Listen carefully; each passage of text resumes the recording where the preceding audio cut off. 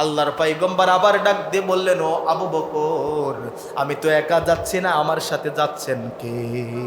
আরো জোরে বলেন, কে? আমার সাথে আমার মালিক যাচ্ছে, আমার কোনো চিন্তা নাই। আমার মালিক যদি হাবিব বিন মালিকের তরবারির নিচে আমাকে মৃত্যু রেখে থাকে, তাহলে আমি সেখানেই মৃত্যুবরণ করব, কোনো চিন্তা নেই। এক পর্যায়ে আল্লাহর পয়গম্বর তরবারির নিচ দিয়ে যাইতেছেন, বিসমিল্লাহ আল্লাহর নাম নিয়ে যখন চলতে শুরু করলেন, হাঁটতে হাঁটতে যাইতেছেন, হাবিব বিন মালিক বারবার ইশারা দিচ্ছেন, সেনাবাহিনী তোমরা মোহাম্মদকে তরবারি চালাইয়া টুকরো টুকরো করে ফেলো, কিন্তু কেউ আক্রমণ করতেছেন না। তাফসিরে মাযহারির ভিতরে বলেন, আল্লাহর পয়গম্বর যখন হাবিব বিন মালিকের সামনে গেলেন, যাওয়ার সাথে সাথেই হাবিব বিন মালিক কাঁপতে কাঁপতে চেয়ার থেকে জমিনের ভিতরে পড়ে গেলেন। বলেন না সুবহানাল্লাহ। হাবিব বিন মালিক জমিনে পড়ে যে আল্লাহর পয়গম্বরকে ডাক দিয়ে বললেন, ও মুহাম্মদ, আপনি চেয়ারে বসেন, আমি আপনার পাশে দাঁড়ায়া দাঁড়ায়া কথা বলি। বলেন না সুবহানাল্লাহ। চেয়ার দেওয়ার মালিক কে? আর জোরে বলেন, কে? আবার চেয়ার থেকে নামানোর মালিক কে?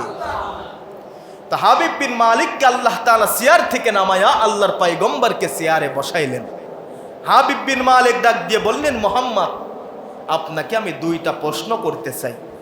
দুইটা প্রশ্নের উত্তর যদি আপনি দিতে পারেন, তাহলে আমি বিশ্বাস করে নেব আপনি সত্যিকারের নবী, আপনি মিথ্যা নবী না। এক নম্বর প্রশ্ন হলো, আকাশের যে চাঁদ দেখা যায়, এই চাঁদকে আপনি দ্বিখণ্ডিত করে প্রমাণ করবেন আপনি সত্য নবী।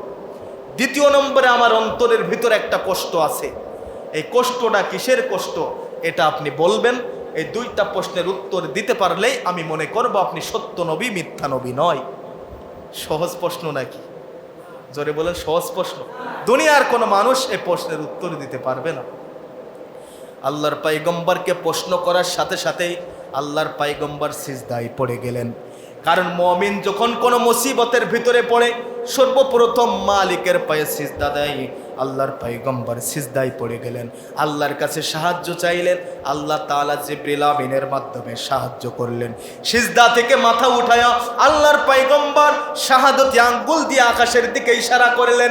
ইশারা করার সাথে সাথেই তাফসিরে মাযহারির ভিতরে বলেন, চাঁদ দুই পাশে দ্বিখণ্ডিত হয়ে পড়ে গেলেন। বলেন না আল্লাহু আকবার। আল্লাহ তাআলা আয়াত নাজিল করে দিলেন, ইকতারাবাতিস সাআতু ওয়ানশাক্কাল কমার। আল্লাহর পয়গম্বর যখন শাহাদাতে আঙ্গুল দিয়ে ইশারা করলেন, ইন্নাল্লাহা ওয়া মালাইকাতাহু ইউসাল্লুনা আলান নবী ইয়া আইয়ুহাল্লাযীনা আমানু সাল্লু আলাইহি ওয়া সাল্লিমু তাসলিমা। আল্লাহুম্মা সাল্লি আলা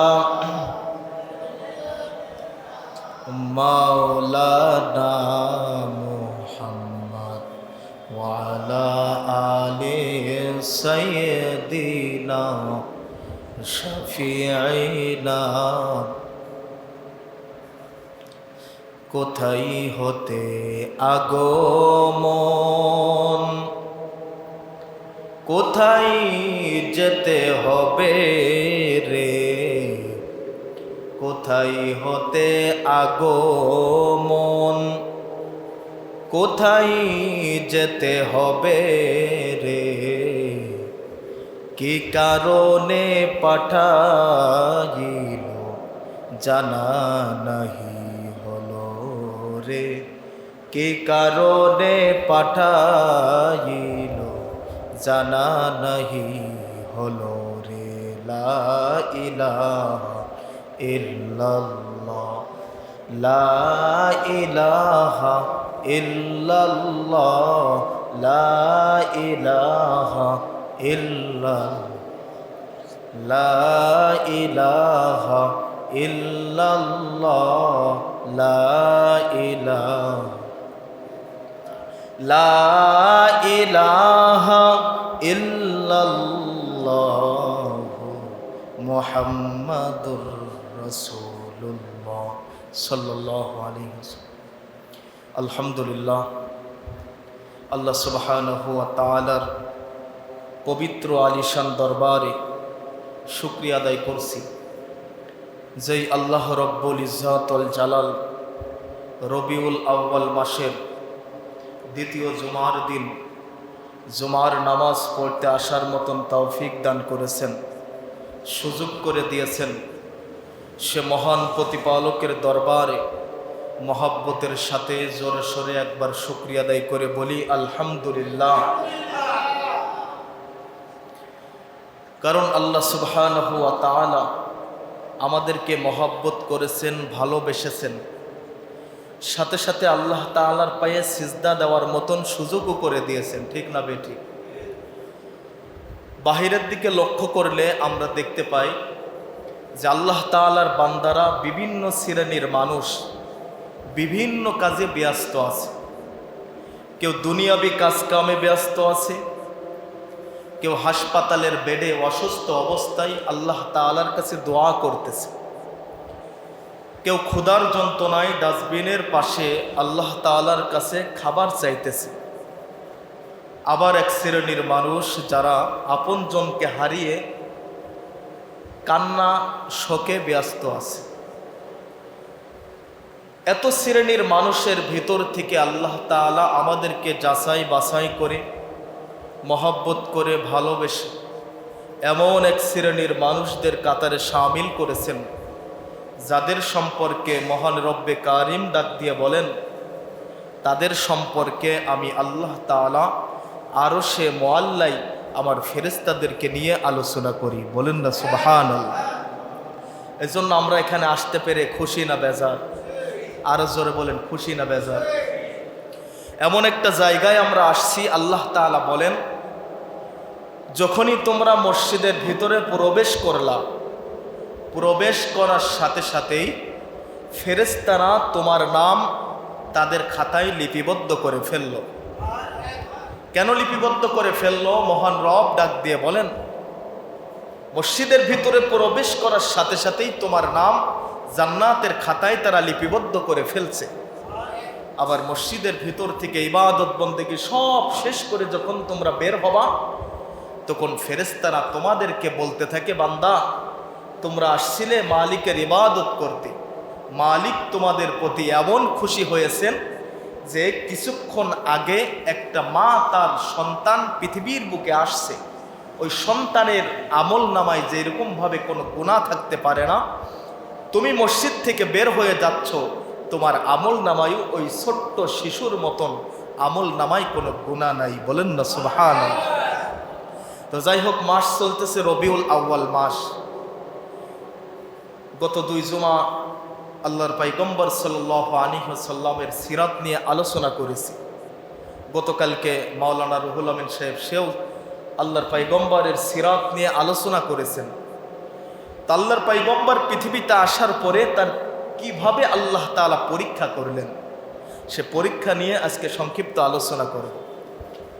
আল্লাহ তাআলা ডাক দিয়ে বলেন, হযরত আদম আলাইহিস সালাতু ওয়াস সালাম থেকে নিয়ে শেষ নবী পর্যন্ত, হযরত ঈসা আলাইহিস সালাতু ওয়াস সালাম পর্যন্ত যত নবী রাসূল পয়গম্বরদেরকে আল্লাহ তাআলা পরীক্ষা করেছেন, সবার পরীক্ষা এক পাশে, আর আমার পয়গম্বর জনাবে মুহাম্মদুর রাসূলুল্লাহ সাল্লাল্লাহু আলাইহি ওয়াসাল্লামের পরীক্ষা অপর পাশে রাখা হলে আমার পয়গম্বরের পরীক্ষার সাথে কোন নবীর পরীক্ষার মিল নাই। বলেন না সুবহানাল্লাহ।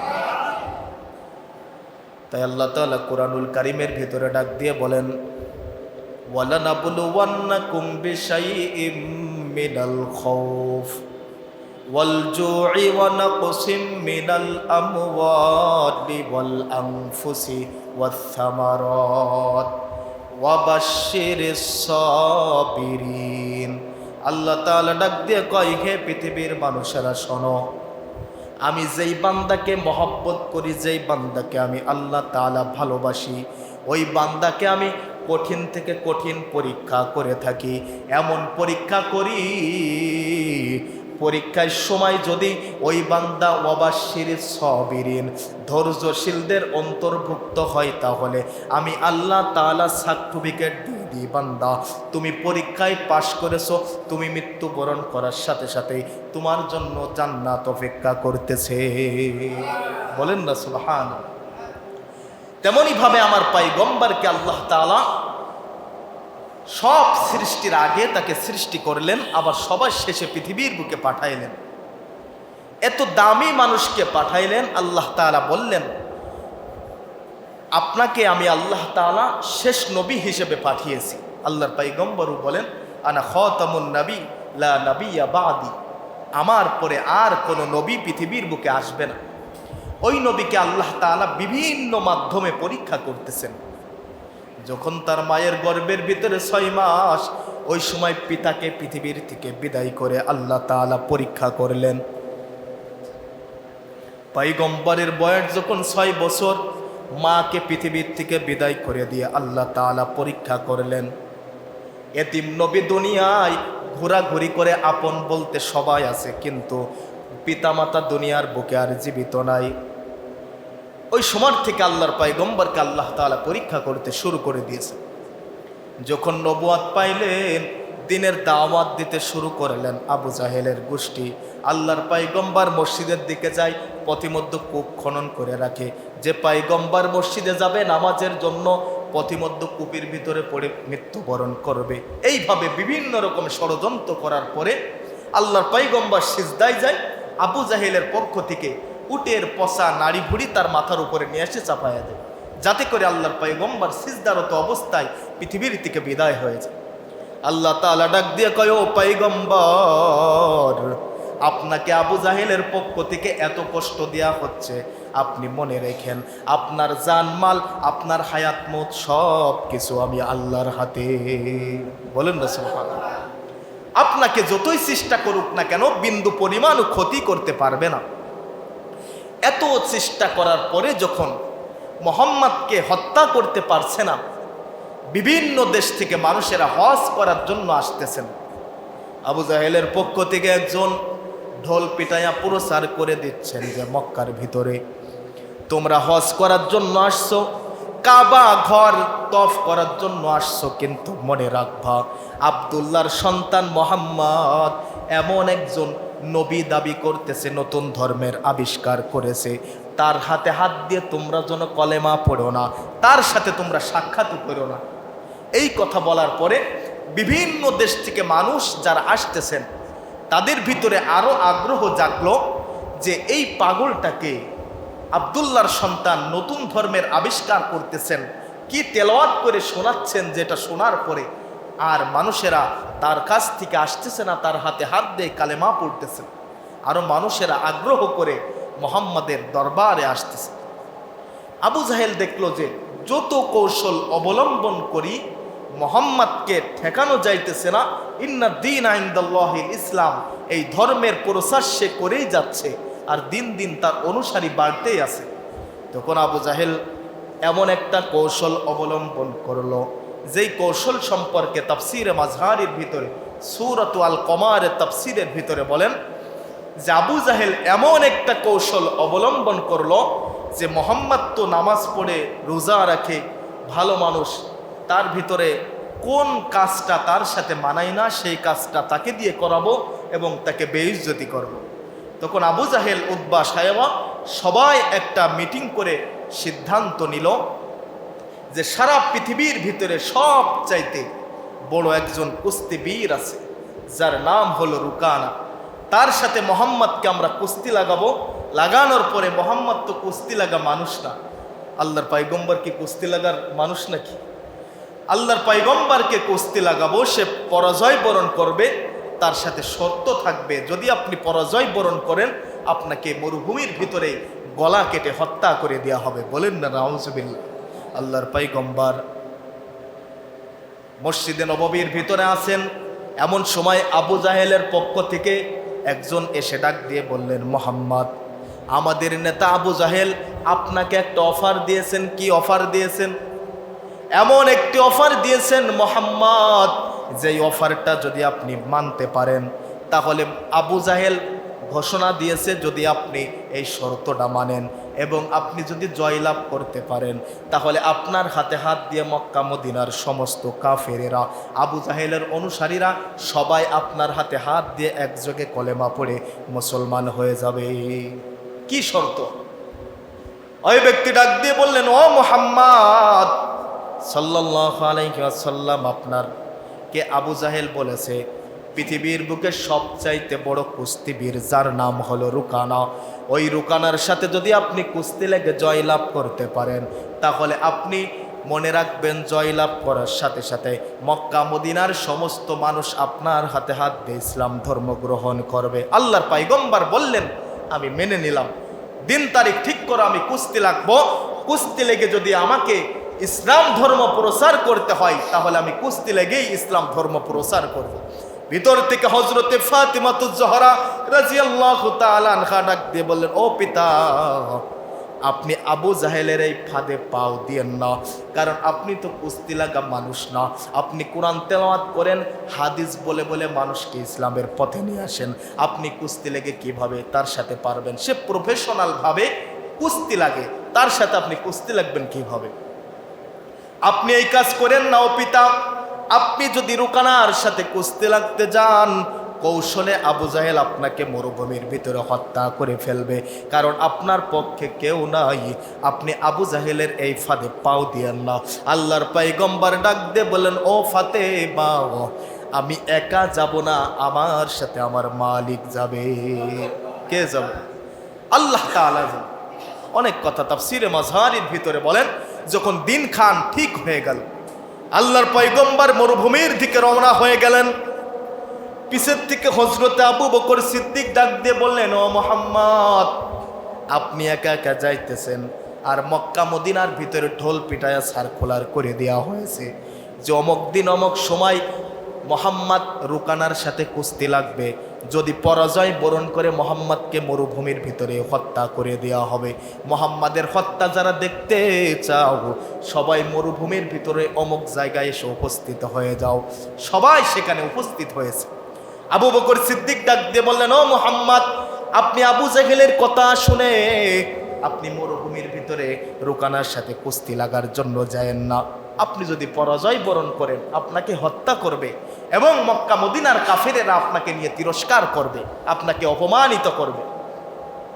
আল্লাহর পয়গম্বর আবু বকরকে ডাক দিয়ে বললেন, ও আবু বকর, তুমি দেখতেছো আমি একা মোহাম্মদ যাইতেছি মরুভূমির ভিতরে, কিন্তু আমি একা যাচ্ছি না। যেই আল্লাহ আমাকে সৃষ্টি করেছেন, যেই আল্লাহ আমাকে দুনিয়ায় পাঠিয়েছেন, যেই আল্লাহ আমাকে দ্বীনের দাওয়াত দেওয়ার কথা বলেছেন, ওই আল্লাহ আমাকে হুকুম করেছেন, ওই আল্লাহ আমার সাথে আছেন।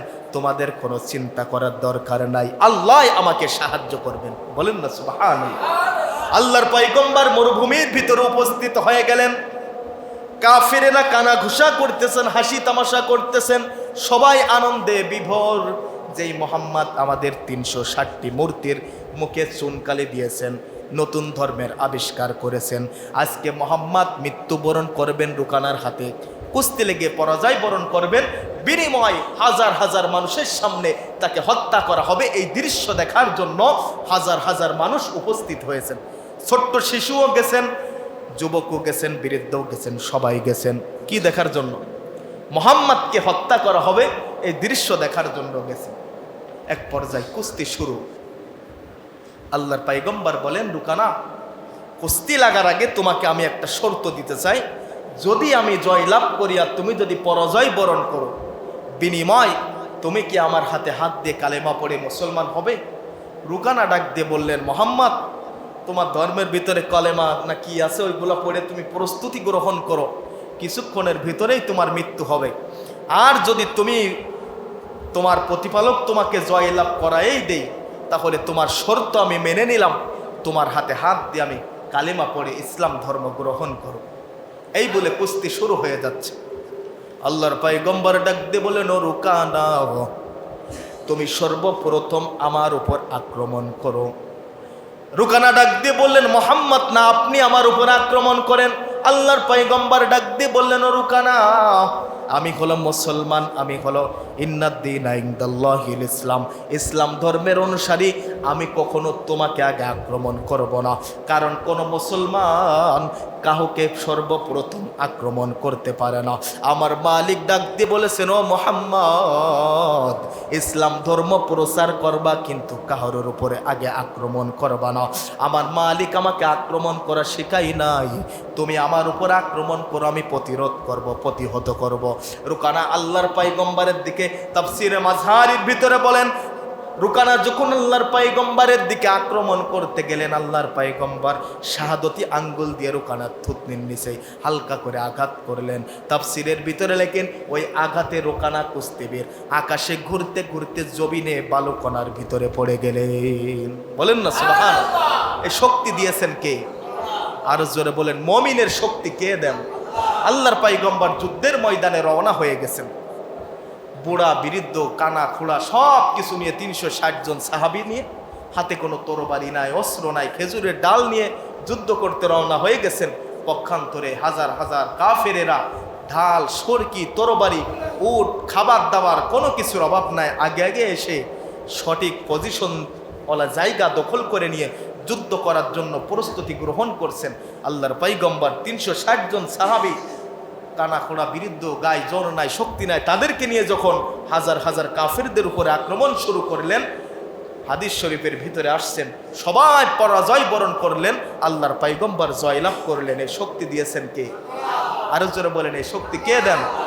আল্লাহ আমার রব, এই রবি আমার সব, আল্লাহ আমার রব, এই রবি আমার সব। ঠিক না বেটি? আমাদের রব একমাত্র আল্লাহ তাআলা। এজন্য আল্লাহ তাআলা ডাক দিয়ে বলেন, মুমিন যখন সাহস নিয়ে সামনের দিকে আগায় যায়, তার শক্তি আমি আল্লাহ তাআলা, ঈমানি শক্তি তার ভিতরে জজবা আমি আল্লাহ তাআলা দিয়ে দিই। বলেন না সুবহানাল্লাহ। তো আল্লাহর পয়গম্বর যখন রুকানার থুতনির নিচে হালকা করে আঘাত করলেন বিসমিল্লাহ বলে, রুকানা আকাশে ঘুরতে ঘুরতে জমিনে পড়ার সাথে সাথেই রুকানা ডাক দিয়ে বললেন, মুহাম্মদ, আমি প্রস্তুতি গ্রহণ করার আগেই আপনি আমার উপর আক্রমণ করেছেন। এইটা হবে না, কারণ বেঈমানরা তাদের সর্বপ্রথম হাতিয়ার হলো তারা মিথ্যা কথা বলে। ঠিক না বেটি? বেঈমান এবং মুনাফিকের সর্বপ্রথম হাতিয়ার হলো মানুষের সমালোচনা করা, দ্বিতীয় নম্বর হলো মিথ্যা কথা বলা। সে ভুল ত্রুটি করবে, দোষ করবে, আর বারবার বলবে আমি কি করলাম, আমি তো কিছু করি নাই। বড় অঙ্কের ভুল করেছে, এরপরে বিচারে বসছে, মানুষ জিজ্ঞেস করছে যে আপনি এই করলেন, শেষমেশ বলে আমি কি করলাম, আমি তো কিছু করি নাই। এজন্য বেঈমান এবং মুনাফিক কাফেরের সর্বপ্রথম হাতিয়ার হলো তারা মিথ্যা বলে, হাজার রকমের অপরাধ করে সর্বশেষ বলে আমি কি করলাম। তো রুকানা ডাক দিয়ে বললেন, মুহাম্মদ, আমি প্রস্তুতি গ্রহণ করার আগেই আপনি আক্রমণ করেছেন, আবার কুস্তি হবে। তাফসিরের ভিতরে লেখছেন, দ্বিতীয়বার আবার যখন কুস্তির জন্য প্রস্তুতি গ্রহণ করলেন, আল্লাহর পয়গম্বর প্রথমবারের মতো আবার যখন আঙুল দিয়ে হালকা করে টাচ করলেন, রুকানা আবার আকাশে ফুটবল যেরকমভাবে ঘুরতে ঘুরতে জমিনে পড়ে, রুকানা আকাশে ঘুরতে ঘুরতে জমিনে পড়ে আবার রুকানা ডাক দিয়ে বললেন, মুহাম্মদ, আমি প্রস্তুতি গ্রহণ করার আগে আপনি আবার আমার উপর আক্রমণ করেছেন, এই কুস্তি আমি মানি না। মুহাম্মদ ডাক দিয়ে বললেন, সর্বশেষ আপনার সাথে এইবার কুস্তি হবে, এইবার যদি আপনি জমিনে পড়ে যান, পরাজয় বরণ করেন, আপনাকে মেনে নিতে হবে। রুকানা ডাক দিয়ে বললেন, ঠিক আছে, সর্বশেষ। রুকানা এবার লাফালাফি করে, কুস্তিবীররা যেরকম ভাবে লাফালাফি করে, রুকানা লাফালাফি করে মুহাম্মাদের দিকে যখন আক্রমণ করবেন, তাফসিরের ভিতরে লেখেন আল্লাহর পয়গম্বর আবার শাহাদতি আঙ্গুল দিয়ে রুকানার থুতনির নিচে হালকা করে টাচ করলেন। তাফসিরে মাযহারির ভিতরে লেখেন, রুকানা আকাশে ঘুরতে ঘুরতে জমিনের ভিতরে পড়ে আর উঠতে পারলেন না। রুকানা ডাকতে শুরু করলেন, মুহাম্মদ, আমি এতদিন পর্যন্ত আপনার নাম শুনেছি, কিন্তু আপনার সাথে আমার সাক্ষাৎ হয় না। আজকে সাক্ষাৎ হয়ে আমি বুঝতে পারলাম আপনি কোনো সাধারণ মানুষ নয়, আপনি সত্যিকারে আল্লাহর পয়গম্বর। এইবার রুকানা ডাক দিয়ে বললেন, ও পয়গম্বর, আপনি যদি সত্যিকারের নবী হন, তাহলে আমি রুকানা আপনাকে একটা পরীক্ষা করতে চাই। এই পরীক্ষায় যদি আপনি পাশ করেন, তাহলে আপনার হাতে হাত দিয়ে আমি কালেমা পড়ে ইসলাম ধর্ম গ্রহণ করব। আর আপনি যদি পাশ না করেন মুহাম্মদ, তাহলে আপনার হাতে হাত দিয়ে আমি কালেমা পড়ব না। মুহাম্মদ ডাকতে বলেন, কি পরীক্ষা করতে চাও বলো? তোমাদের কাছে আমি ইসলাম ধর্ম পৌঁছে দেওয়ার জন্য আমি হাজার হাজার মানুষের সামনে কুস্তি লাগলাম, আমার লজ্জা শরম সব কিছু বিসর্জন দিয়ে আমি তোমাদের সাথে কুস্তি লাগলাম যে ইসলাম ধর্ম তোমাদের কাছে পৌঁছাবো। তোমরা শর্ত দিয়েছো, আমি জয়লাভ করতে পারলে তোমরা আমার হাতে হাত দিয়ে ইসলাম ধর্ম গ্রহণ করবা, এই জন্য তোমাদের শর্ত আমি মেনে নিয়েছি। রুকানা ডাক দিয়ে বললেন, মোহাম্মদ, কুস্তি লেগে আপনি জয়লাভ করেছেন, সব ঠিক আছে, কিন্তু বহুদূর একটা খেজুর গাছ দেখা যায়।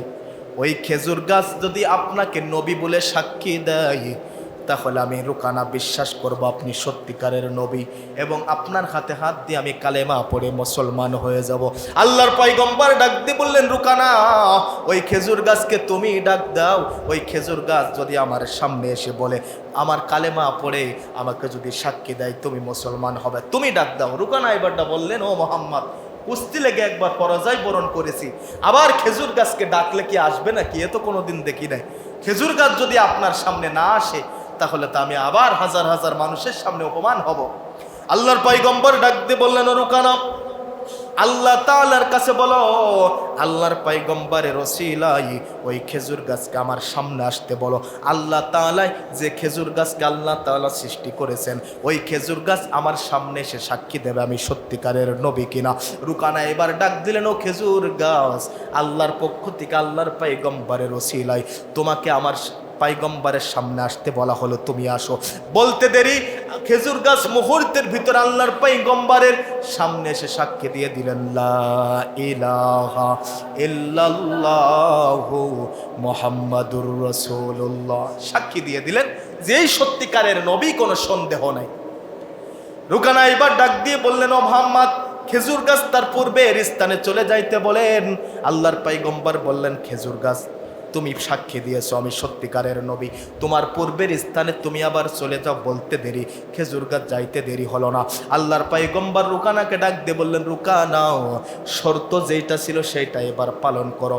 দুর্ভাগ্যবশত, কত বড় দুর্ভাগ্য তার, সে ডাক দিয়ে বললেন, মোহাম্মদ, এতদিন পর্যন্ত আমি শুনেছি যে আপনি সব চাইতে বড় জাদুকর, আজকে সরাসরি আমি দেখলাম যে আপনার চাইতে বড় জাদুকর মক্কা মদিনার ভিতরে আর কেউ নাই। বলেন না নাউজুবিল্লাহ। তাফসীরে মাযহারির ভিতরে বলেন, ওই দৃশ্য দেখার পর হাজার হাজার মানুষ আল্লাহর পয়গম্বরের হাতে হাত দিয়ে কালেমা পড়ে মুসলমান হয়ে গেলেন।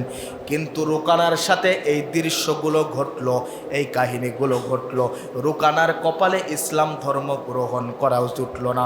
এইবার আবু জাহেল রুকানার কাছে এসে ডাক দিয়ে বললেন, রুকানা, তুমি না সারা পৃথিবীর বুকে সব চাইতে বড় কুস্তিবীর, আর মোহাম্মদ সাধারণ একজন মানুষ, সে মসজিদে নামাজ পড়ে রোজা রাখে, তেমন ভালো মন্দ খাবারও খায় না, 2-3 দিন পর পর খাবার খায়, সে তোমাকে ফেল করাই দিল, এর কাহিনী কি? রুকানা ডাক দিয়ে বললেন, মোহাম্মদ বড় জাদুকর, তার জাদুবিদ্যা দিয়ে আমাকে হারায়া দিয়েছে, কিন্তু আমার একজন খোদা আছে, আমার একজন প্রতিপালক আছে, যার নাম হলো হাবিব বিন মালিক। তাকে যদি এই মরুভূমির ভিতরে নিয়ে আসা যায় আর মোহাম্মদকে যদি হাজির করা হয়, আমার প্রতিপালক তার সাথে জাদুবিদ্যা খাটাইয়া তাকে হারাইতে পারবে না, সে মোহাম্মদকে হত্যা করে ফেলবে। বলেন না নাউজুবিল্লাহ। অনেক কথা, এক পর্যায়ে কাফেরেরা সবাই পরামর্শ করে সিদ্ধান্ত নিল যে হাবিব বিন মালিক আমাদের প্রতিপালক। আমাদের প্রতিপালক কে? আরো জোরে বলেন, কে? কিন্তু রুকানা আর আবু জাহেল ডাক দিয়ে বলতেছেন, আমাদের প্রতিপালক হলো হাবিব বিন মালিক। এখন হাবিব বিন মালিকের কাছে গিয়ে ডাক দিয়ে বললেন, নেতা, মক্কা মদিনার ভিতরে এমন একজন লোক আসছে যে নিজেই খোদা দাবি, নিজেই নতুন একটা ধর্মের আবিষ্কার করতেছে, অনেক রকম পরীক্ষা করেছি, তাকে কোনো পরীক্ষায় হারাইতে পারছি না, সর্বশেষ আপনার কাছে আসছি, আপনি এর একটা পদক্ষেপ নেন। হাবিব বিন মালিক ডাক দিয়ে বললেন, একটা দিন খান দাও, ওই দিন আমি ওই মক্কার মরুভূমির ভিতরে যাব এবং মোহাম্মদকে হাজির করার পরে তাকে আমি নিজে হাতে হত্যা করে, আমাদের ধর্মের উপরে চুনকালি লাগিয়েছে, তাকে আমি নিজে হাতে হত্যা করব। বলেন না নাউজুবিল্লাহ। হাবিব বিন মালিক উপস্থিত হয়ে গেলেন। তাফসীরে মাযহারির ভিতরে সূরাতুল কমারের তাফসীরের ভিতরে লিখছেন, হাবিব বিন মালিক 360 জন সেনাবাহিনী অস্ত্র সহকারে 360 জন সেনাবাহিনী নিয়ে উপস্থিত হয়ে গেছেন, আল্লাহর পয়গম্বরকে হত্যা করবে। আসার পরে মরুভূমির ভিতরে তারা এমনভাবে দাঁড়িয়েছেন, তাফসীরের ভিতরে লেখেন, সৈন্যগুলা তরবারি দিয়ে এইভাবে গেট বানায়া বানায়া রাখছেন, আর হাবিব বিন মালিক সর্বশেষ আলিশান একটা চেয়ারের উপরে বসা আছেন। এই তরবারির নিচ দিয়ে মোহাম্মদকে হাবিব বিন মালিকের সামনে যাইতে হবে। আল্লাহর পয়গম্বরের কাছে খবর পাঠানো হলো, ও আল্লাহর পয়গম্বর, হাবিব বিন মালিক, রুকানা এবং আবু জাহেল, আমাদের কাফেরদের প্রতিপালক। তার সাথে আপনাকে সাক্ষাৎ করতে হবে। তার সাথে কুস্তি লেগে যদি আপনি জয়লাভ করতে পারেন, তাহলে মক্কা মদিনার আমরা সবাই আপনার সাথে ওয়াদা করলাম, এই কুস্তি লেগে জয়লাভ করার পরে আপনার হাতে হাত দিয়ে আমরা সবাই ইসলাম ধর্ম গ্রহণ করব। আল্লাহর পয়গম্বর আবার রাজি হয়ে গেলেন, রওনা শুরু হয়ে গেলেন। পিছের থেকে ফাতেমা, আবু বকর সবাই ডাক দিয়ে বললেন, ও মোহাম্মদ, আমরা তো দৃশ্যগুলো দেখে আসছি। হাবিব বিন মালিক 360 জন সেনাবাহিনী নিয়ে আসছেন, ওই তরবারি দিয়ে গেট বানিয়েছেন, তরবারির নিচ দিয়ে আপনাকে যাইতে হবে। যাওয়া অবস্থায় আপনাকে তারা হত্যা করে ফেলবে, আপনি ওই জায়গায় যায়েন না। আল্লাহর পয়গম্বর আবার ডাক দিয়ে বললেন, ও আবু বকর, আমি তো একা যাচ্ছি না, আমার সাথে যাচ্ছেন কে? আরো জোরে বলেন, কে? আমার সাথে আমার মালিক যাচ্ছে, আমার কোনো চিন্তা নাই। আমার মালিক যদি হাবিব বিন মালিকের তরবারির নিচে আমাকে মৃত্যু রেখে থাকে, তাহলে আমি সেখানেই মৃত্যুবরণ করব, কোনো চিন্তা নেই। এক পর্যায়ে আল্লাহর পয়গম্বর তরবারির নিচ দিয়ে যাইতেছেন, বিসমিল্লাহ আল্লাহর নাম নিয়ে যখন চলতে শুরু করলেন, হাঁটতে হাঁটতে যাইতেছেন, হাবিব বিন মালিক বারবার ইশারা দিচ্ছেন, সেনাবাহিনী তোমরা মোহাম্মদকে তরবারি চালাইয়া টুকরো টুকরো করে ফেলো, কিন্তু কেউ আক্রমণ করতেছেন না। তাফসিরে মাযহারির ভিতরে বলেন, আল্লাহর পয়গম্বর যখন হাবিব বিন মালিকের সামনে গেলেন, যাওয়ার সাথে সাথেই হাবিব বিন মালিক কাঁপতে কাঁপতে চেয়ার থেকে জমিনের ভিতরে পড়ে গেলেন। বলেন না সুবহানাল্লাহ। হাবিব বিন মালিক জমিনে পড়ে যে আল্লাহর পয়গম্বরকে ডাক দিয়ে বললেন, ও মুহাম্মদ, আপনি চেয়ারে বসেন, আমি আপনার পাশে দাঁড়ায় দাঁড়ায় কথা বলি। বলেন না সুবহানাল্লাহ। চেয়ার দেওয়ার মালিক কে? আর জোরে বলেন, কে? আবার চেয়ার থেকে নামানোর মালিক কে? তো হাবিব বিন মালিককে আল্লাহ তাআলা চেয়ার থেকে নামায়া আল্লাহর পয়গম্বরকে চেয়ারে বসাইলেন। হাবিব বিন মালিক ডাক দিয়ে বললেন, মুহাম্মদ, আপনাকে আমি দুইটা প্রশ্ন করতে চাই। দুইটা প্রশ্নের উত্তর যদি আপনি দিতে পারেন, তাহলে আমি বিশ্বাস করে নেব আপনি সত্যিকারের নবী, আপনি মিথ্যা নবী না। এক নম্বর প্রশ্ন হলো, আকাশের যে চাঁদ দেখা যায়, এই চাঁদকে আপনি দ্বিখণ্ডিত করে প্রমাণ করবেন আপনি সত্য নবী। দ্বিতীয় নম্বরে, আমার অন্তরের ভিতরে একটা কষ্ট আছে, এই কষ্টটা কিসের কষ্ট, এটা আপনি বলবেন। এই দুইটা প্রশ্নের উত্তর দিতে পারলেই আমি মনে করব আপনি সত্য নবী, মিথ্যা নবী নয়। সহজ প্রশ্ন নাকি? জোরে বলেন, সহজ প্রশ্ন। দুনিয়ার কোনো মানুষ এই প্রশ্নের উত্তর দিতে পারবে না। আল্লাহর পয়গম্বরকে প্রশ্ন করার সাথে সাথেই আল্লাহর পয়গম্বর সিজদায় পড়ে গেলেন। কারণ মুমিন যখন কোনো মুসিবতের ভিতরে পড়ে, সর্বপ্রথম মালিকের পায়ে সিজদা দেয়। আল্লাহর পয়গম্বর সিজদায় পড়ে গেলেন, আল্লাহর কাছে সাহায্য চাইলেন। আল্লাহ তাআলা জিবরিল আমিনের মাধ্যমে সাহায্য করলেন। সিজদা থেকে মাথা উঠায়া আল্লাহর পয়গম্বর শাহাদতি আঙ্গুল দিয়ে আকাশের দিকে ইশারা করলেন। ইশারা করার সাথে সাথেই তাফসিরে মাযহারির ভিতরে বলেন, চাঁদ দুই পাশে দ্বিখণ্ডিত হয়ে পড়ে গেলেন। বলেন না আল্লাহু আকবার। আল্লাহ তাআলা আয়াত নাজিল করে দিলেন, ইকতারাবাতিস সাআতু ওয়ানশাক্কাল কমার। আল্লাহর পয়গম্বর যখন শাহাদতে আঙ্গুল দিয়ে ইশারা করলেন, চাঁদ দুই দিকে পড়ে গেল, দ্বিখণ্ডিত হয়ে গেল। আবার আল্লাহর পয়গম্বর যখন হাত দিয়ে এইভাবে ইশারা করলেন, চাঁদ আবার মিলিত হয়ে গেল। দ্বিতীয় প্রশ্ন, আল্লাহর পয়গম্বর ডাক দিয়ে বললেন, হে হাবিব বিন মালিক, আপনার মনের ভিতরে একটা কষ্ট আছে। আপনি দেশের বাদশা, কিন্তু আপনার কোনো সন্তান নাই, ছেলে সন্তান নাই। একটা মেয়ে সন্তান আল্লাহ দিয়েছেন, কিন্তু তার কোনো হাত পাও নাই। আপনার ভবিষ্যৎ প্রজন্ম অন্ধকার। আপনি মৃত্যুবরণ করলে রাষ্ট্র কে পরিচালনা করবে? আপনার বংশের ভিতর থেকে আপনার সন্তান নাই, একজন মেয়ে আছে, হাত পা নাই, গোশতের টুকরার মতন আছে। এই জন্য সবসময় আপনার অন্তরের ভিতরে কষ্ট থাকে। হাবিব বিন মালিক ডাক দিয়ে বললেন, মুহাম্মদ, আমার বিশ্বাস হয়ে গেল আপনি সত্যিকারের নবী। আমার অন্তরের ভিতরে যে দুইটা প্রশ্ন ছিল, এই প্রশ্নের উত্তর আজও কেউ দিতে পারে নাই, আপনি দিয়েছেন। আপনার হাতে আমি হাত দিলাম, আপনি কলেমা পড়ায় দেন, লা ইলাহা ইল্লাল্লাহু মুহাম্মাদুর রাসূলুল্লাহ। হাবিব বিন মালিক মুসলমান হয়ে গেলেন, তার দেশের দিকে রওনা হয়ে গেলেন। পথে মধ্যে সেনাবাহিনীরা ডাক দিয়ে বললেন, কি ব্যাপার নেতা, আপনি কালেমা পড়ে মুসলমান হলেন, মোহাম্মদকে হত্যা করতে গেলেন, আপনি কালেমা পড়লেন, কারণটা কি? হাবিব বিন মালিক ডাক দিয়া কয়, যখন মোহাম্মদ আমার দিকে আসতেছিলেন, মোহাম্মদের দুই পাশে দুইজন মানুষ, যার মাথা ছিল আসমানে, পাও ছিল জমিনে, এই দুইজন আমাকে ডাক দিয়ে বলতেছিলেন, হে হাবিব বিন মালিক, এতদিন অনেক মানুষের সাথে তুমি বেয়াদবি করেছো, আজকে যদি এই ব্যক্তির সাথে বেয়াদবি করো।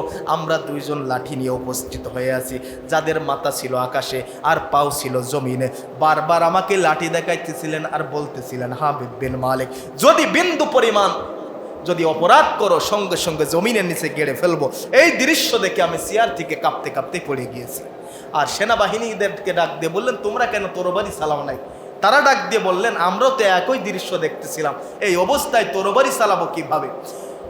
হাবিব বিন মালিক বাড়িতে গেলেন, যেহেতু সময় শেষ। বাড়িতে যাওয়ার পরে দেখেন তার গোশতের টুকরো মেয়ে তার সামনে এসে আব্বা আব্বা বলে ডাকতেছেন। হাবিব বিন মালিক ডাক দিয়ে বললেন, কি ব্যাপার, তোমার না হাত পাও কিছু ছিল না, এই সব কিছু কে দিয়েছেন? বললেন, গভীর রাত্রে আমি ঘুমে আছি, এমন সময় একজন এসে ডাক দিয়ে বললেন, হে হাবিব বিন মালিকের মেয়ে, তোমার পিতা এবং সেনাবাহিনীর সবাই আমার হাতে হাত দিয়ে কালেমা পড়েছে, তুমিও যদি আমার হাতে হাত দিয়ে কালেমা পড়ো, তাহলে আল্লাহ তাআলা তোমার অঙ্গ প্রত্যঙ্গ সব কিছু ফিরাইয়া দেবে, হাত পা সব কিছু আল্লাহ তাআলা স্বাভাবিক সুস্থ মানুষের মতন করে দেবে। স্বপ্নের মাধ্যমে তার হাতে হাত দিয়ে আমি কালেমা পড়ে মুসলমান হয়ে গিয়েছি। বলেন না সুবহানাল্লাহ। এই জন্য আল্লাহ তাআলা ডাক দিয়ে বলেন, ওমা আরসালনাকা ইল্লা রাহমাতাল লিল আলামিন, আমার পয়গম্বরকে আমি আল্লাহ এই রবিউল আউয়াল মাসেই পৃথিবীর বুকে পাঠাইলাম, আবার রবিউল আউয়াল মাসেই পৃথিবীর থেকে বিদায় করে নিলাম। নবীর আদর্শ যদি মুসলমান গ্রহণ করতে পারো, তাহলে দুনিয়াতেও চিন্তা নাই, আখিরাতেও চিন্তা নাই। আল্লাহর পয়গম্বরের আদর্শ আবু বকর, উসমান, আলী তারা গ্রহণ করেছে, দুনিয়াতে জান্নাতের সার্টিফিকেট পেয়ে গেছে। আর আল্লাহর নবীর আদর্শ আবু তালেব তার পাহারাদারি করেছে, কিন্তু গ্রহণ করতে পারে নাই। উতবা, সাহেবা, আবু জাহেল তাদের চাচা হওয়ার পরেও গ্রহণ করতে পারে নাই। তাদের স্থান দুনিয়াতেই আল্লাহ তাআলা বলেছেন, মৃত্যুবরণ করার সাথে সাথে আবু জাহেল তার গোষ্ঠী তারা ওই অনুসারীরা জাহান্নামে চলে যাবে। আর আবু বকর, ওমর, উসমানের গোষ্ঠী তাদের মুহাম্মাদের অনুসারীরা মৃত্যুবরণ করার সাথে সাথে তাদের স্থান হবে ওয়াসিকাল্লাযী নাত্তাকাউ রাব্বাহুম ইলাল জান্নাতি যুমারা। আমরা কার অনুসারী হইতে চাই? মুহাম্মাদের অনুসারী হইতে চাই। আল্লাহ তাআলা আমাদের সবাইকে এই মাসে আল্লাহর পয়গম্বর পৃথিবীর বুকে আসছেন, তার অনুসারী হওয়ার, তার সুন্নাতগুলি, তার আদর্শগুলি মেনে আমাদের সামনের পথগুলি চলার তৌফিক দান করুক।